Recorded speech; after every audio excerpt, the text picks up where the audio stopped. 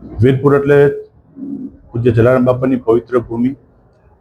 મારા મત વિસ્તારની અંદર વીરપુર ગામ આવ્યું છે અને આ વિસ્તારના ધારાસભ્ય તરીકે છેલ્લા 15 વર્ષથી આ વિસ્તારનું પ્રતિનિધિત્વ કરું છું। વીરપુર એ જલારામ બાપાની એવી પવિત્ર ભૂમિ છે કે જ્યાં હજારો લોકોને આશીર્વાદ મળ્યા છે।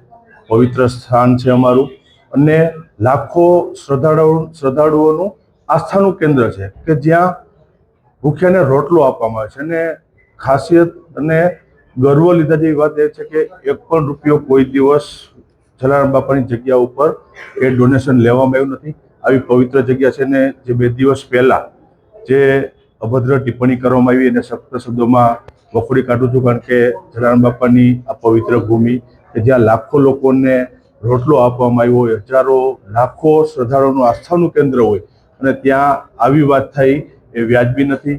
ભવિષ્યમાં પણ કોઈ પણ સંપ્રદાય કે કોઈ ધર્મગુરુ હોય કે જે આસ્થાનું કેન્દ્ર હોય, લોકોની આસ્થા જોડાયેલી હોય, ત્યાં આવી વાત ન થવી જોઈએ। અને જે રીતે ગઈકાલે વીરપુર સજ્જડ બંધનું એલાન આપવામાં આવ્યું, હજારો શ્રદ્ધાળુઓએ, ભક્તોએ અને વીરપુરની અંદર દુકાનદારોએ પણ પોતાની દુકાનો બંધ પાડી અને રોષ પ્રગટ કર્યો। હું પણ આ ઘટનાને સખત શબ્દોમાં વખોડું છું અને વીરપુર પવિત્ર જલારામ બાપાનું અમારું સ્થાન હતું, છે અને આજીવન રહેવાનું છે કે જ્યાં લાખો હજારો શ્રદ્ધાળુઓની આસ્થા આ જલારામ બાપા સાથે અને એનું સ્થાન વીરપુર સાથે જોડાયેલું છે।